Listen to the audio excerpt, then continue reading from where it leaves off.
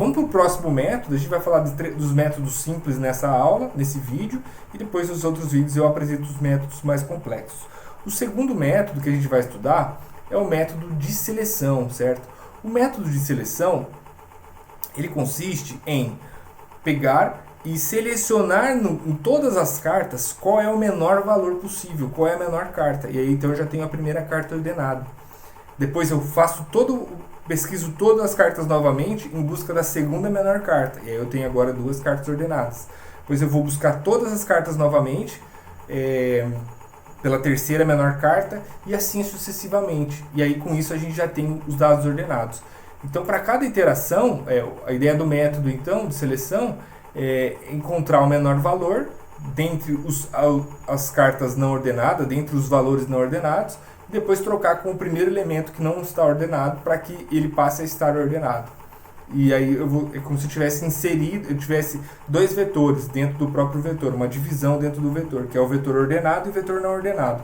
E aí dentro do vetor não ordenado eu sempre busco pelo menor valor e insiro ali naquela primeira posição, e aí eu aumento o meu vetor ordenado, ok? Então vamos ver isso aqui funcionando no nosso pequeno simulador. Então a ideia aqui é o meu vetor original, e aí eu vou começar a fazer a ordenação. Então o que vai acontecer? Esse aqui vai ser o primeiro elemento ordenado. Então eu vou definir que ele é o menor valor. E eu vou percorrer todo o vetor tentando encontrar um valor que seja menor que ele. Tá? No caso aqui, veja que aqui eu já fiz a troca, né? Vamos pegar aqui primeiro. Então, 5 seria o meu menor valor. Aí eu tenho que encontrar quem é o menor. Então eu vou percorrer todo o vetor. O 2 é menor, então o 2 é o menor, vou ter a referência para o 2. Aí eu continuo aqui, 8, o 1 é menor, então eu vou manter a referência para o 1. Beleza. Aí quando chegou nesse ponto, o 1 é menor. Então seja que o 1 dentro desse conjunto todo, ele é o menor valor. O que eu faço? Eu troco o 1 com a primeira posição. Feito isso, fazendo essa troca, na próxima iteração, esse valor já está ordenado. Ok? Então eu vou começar a partir daqui, vou olhar o meu vetor ainda não modificado, porque isso aqui é o resultado de cada uma das iterações, tá? E eu estou mostrando onde que foram feitas as trocas. Então, nesse caso, olha, eu vou pegar o 2, que é o menor valor, e vou percorrer todo o vetor procurando um valor menor que o 2. Eu não vou encontrar, então o 2 já está ordenado. Quando eu começo a próxima iteração, olha, eu já tenho dois valores ordenados. E eu tenho outros valores que não estão ordenados. Aí o que eu faço? Eu pego o menor valor e percorro todos os dados. Tá aqui, o 8, né? Desculpa. O 8 e o 5 eu vou analisar. Eu vou verificar que o 8 não é o menor porque o 5 é menor. Então eu faço o quê? Faço a troca. Então ao final da iteração 3, eu tenho o 5 aqui no lugar do 8 e o 8 no lugar do 5. E aí, quando eu começar a quarta iteração, esses dados já estão ordenados, até aqui o 5.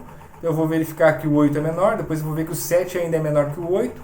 Beleza? Beleza? Então eu faço a troca. Feito isso, quando eu acabar a iteração n-1, eu já tenho o meu vetor ordenado. Nesse caso, o número de comparações e o número de trocas é sempre fixo, certo? Sendo as comparações, eu vou sempre verificar, acho que se eu não estou enganado, n vezes n-1 dividido por 2, e 5 vezes 4, exatamente, n-1 n vezes n-1 dividido por 2. No caso aqui seria 5, tem os 5 números, né? N é igual a 5, então seria 5 vezes 4, que é n-1, dá 20 dividido por 2, que dá 10. Então ele sempre vai fazer 10 comparações, certo? E nesse caso ele vai fazer o número de interações, n-1 trocas, tá? Então 4 trocas, porque para cada rodada ele vai fazer uma troca. Por isso que ele faz menos trocas e mais comparações, normalmente. O Boolean ele pode ser que ele faça mais trocas, né, no decorrer do desenvolvimento do algoritmo. Então o método de seleção, eu acho que para mim, na minha cabeça, esse é o método mais intuitivo que existe, porque eu vou sempre buscando pelo menor valor, tá? Então eu tenho aqui o I, o J e o mínimo, que seria o índice do menor valor, e aí eu vou começar a inicializar aqui esse primeiro for é o for da iteração, e o segundo for é o for para encontrar quem é o menor valor. Então eu vou começar no i igual a 0, e depois o segundo for, o for interno, em i mais 1. E eu vou percorrendo, verificando se o j é menor que o valor de min, e o min vai ser sempre o i, iniciando com o i. Aí toda vez que eu encontrar um valor menor que o valor que o mínimo, então eu atualizo o mínimo com o j. Ao final eu vou fazer a troca, ou seja, o mínimo com o i. Pode ser que eles sejam os mesmos nesse caso. Ok? E por fim nós temos o método de inserção. O método de inserção é como se eu fosse pegando as cartas do baralho e fosse ordenando ela aqui na minha mão. Ó. Então eu vou pegando a carta e aí eu já insiro essa carta de forma ordenada. Tá? Então isso aqui também é uma forma bastante usual, assim, né? Que a gente, é uma forma que a nossa mente também trabalha. Que é, eu pego a carta e eu vou colocando essa carta de forma ordenada, na medida que eu vou inserindo e aí eu vou montando o meu leque. Então, o método vai funcionar da mesma maneira, ele vai ter o vetor, e ele vai dividir esse vetor em ordenado e não ordenado, e aí na medida que ele pega cada um dos números, ele vai inserindo já na posição correta. O selection, ele busca no vetor não ordenado e já insere na última posição. O insertion, ele pega na primeira posição, ele pega o primeiro valor que está ali disponível e já insere no valor ordenado. Então é quase uma complementação, né? Então vamos ver, a ideia do método então vai ser sempre inserir os valores na posição correta, certo? Considerando que o vetor está ordenado. E aí então veja as iterações. Eu tenho aqui o meu vetor original, então eu vou começar aqui na segunda posição, porque a primeira posição já está ordenada, certo? Aí eu vejo que o 2 ele é menor que o 5, então eu faço a troca. E acabou a primeira iteração, vou para o próximo número, porque eu já não tenho mais, quando eu chego aqui no final, já não tenho mais o que fazer. Aí eu pego o próximo número, aí quando eu vou para a iteração 2, né, que é pegar o próximo número, eu vou verificar 8 e 5. Bom, eu preciso fazer a troca? Eu comparo esses dois e vejo que o 8 também já está ordenado, então parei por aqui e vou para a próxima iteração. Então eu já tenho 2, 5 e 8 ordenados, tá? E aqui é a parte não ordenada, ainda a parte em azul aqui é não ordenada. Eu pego o valor 1, aí eu vejo que 1 é menor. Então o que eu vou fazer? Bom, eu vou fazer a comparação, 1 com 8, 1 é menor, 1 vem para cá. Aí eu vou comparar 1 com 5, 1 é menor. Então ele vem para cá, faço a troca. Depois eu vou comparar o 1 com 2 e também é menor e vem para cá. Então veja que quando eu pego um valor muito pequeno lá atrás, eu tenho que trazer ele para frente, fazer ele andar. Então aí eu tenho que fazer bastante trocas, tá? Aí depois eu venho para a próxima iteração, onde todos os valores aqui já estão ordenados, eu tenho 7. Aí eu faço a comparação. Bom, o 7 aqui é menor, então eu venho para cá, mas eu não sei se ele é menor que esse ou não, então eu preciso fazer mais essa comparação, mas nesse caso já está ordenado. E aí, ou seja, já é maior, então eu paro a execução. Nesse caso a gente fez 7 comparações e 5 trocas, tá?